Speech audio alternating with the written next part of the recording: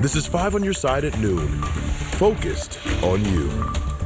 Soon, the city of St. Louis will have only 2 assistant prosecutors splitting 470 felony court cases. It's the latest problem in the embattled circuit attorney's office. Thanks for joining us at noon. I'm Holden Kerwicki. Kay Quinn has the day off. 2 months ago, those cases were shared among 6 prosecutors. Alex Fees has details on the latest resignation from Kim Gardner's office. This is the 4th lawyer to resign from Kim Gardner's office in just a matter of months. Add the name Nick Lake to the list of assistant prosecutors who are resigning.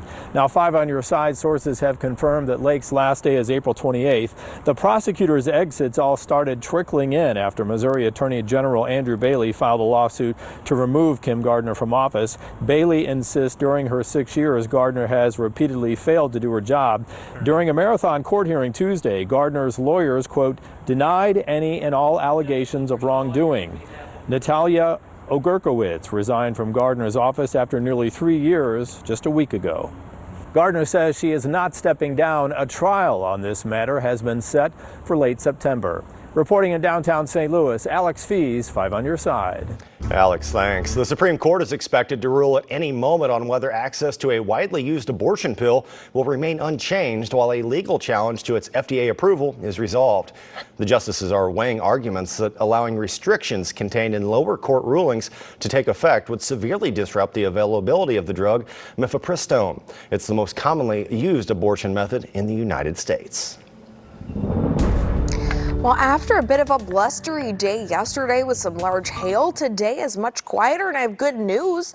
Really, the next few days are going to be quite nice, albeit a little bit cooler. Hey, summer's around the corner, so we'll take this cooler weather while it lasts. It's still not too bad. We have what I describe as a milky sky out there right now. We have some clouds that are pushing in, but there's still a lot of filtered sunshine, so it still looks pretty bright out there.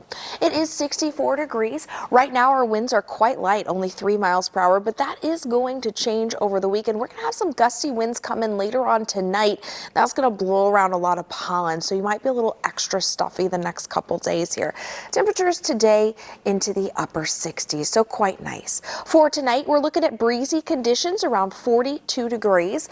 Winds will gust up to 25 miles per hour. Our sunset, it's just getting later and later on us. Now it's almost close to 8. It's right at around 7:45. Coming up, I'll outline those allergies and which ones are high right now. All right, thank you, Tracy.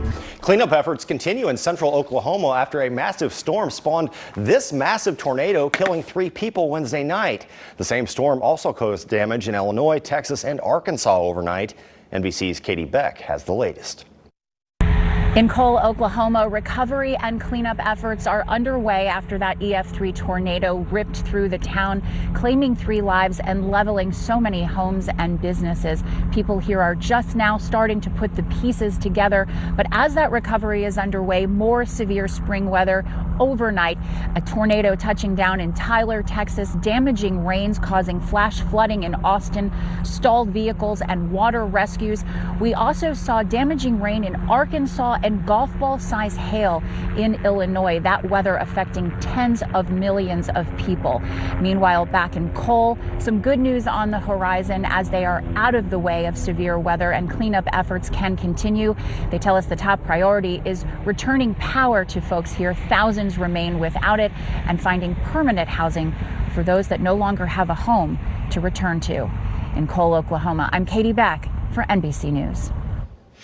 The man who kidnapped and killed a young St. Louis County girl is scheduled to be executed in August. Johnny Johnson will be put to death on August 1st at the state prison in Bonne Terre.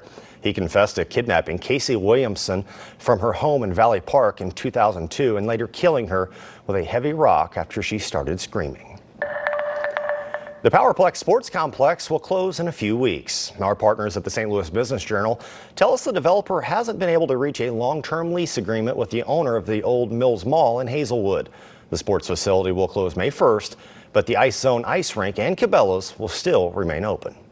The Business Journal is also reporting that a warehouse in Edwardsville that handles products for Dial Soap is closing. The move will permanently lay off 125 workers.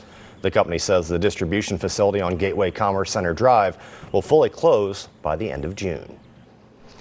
The Walmart store in Cahokia Heights will close for the final time tonight. A spokesperson for the retailer says the store has been underperforming. Employees have been transferred to nearby locations. The next closest Walmart location is across the river on Telegraph Road. And plans are moving forward to demolish the old Jamestown Mall. The Port Authority of St. Louis County has secured $6 million from the county to begin demolition. Earlier this week, a fire broke out inside the abandoned shopping center in North St. Louis County. That building is now boarded up. This is a very expensive process to undertake, and the initial effort has been ongoing for several years trying to identify the funding. It could take up to 4 months to begin the demolition process. The cause of this week's fire is still unknown. The fight against Hyundai and Kia is expanding today. More than a dozen states, including Illinois, are demanding the federal government force the automaker to recall millions of cars. Our Mercedes McKay has more on the push to get these vehicles off the streets. This is all in response to a lack of anti-theft features, which we've been talking about for months now. 18 attorney generals, including here in Illinois, sent a letter to the National Highway Traffic Safety Administration less than 24 hours ago. The AGs claim the surge in thefts of these vehicles are monopolizing police resources. They also say new anti-theft software from both automakers may not be available for all models. Both vehicle companies argue the cars are safe and comply with anti-theft requirements. Just last month, St. Louis joined the growing list of cities across the country that filed lawsuits against both companies following a theft epidemic.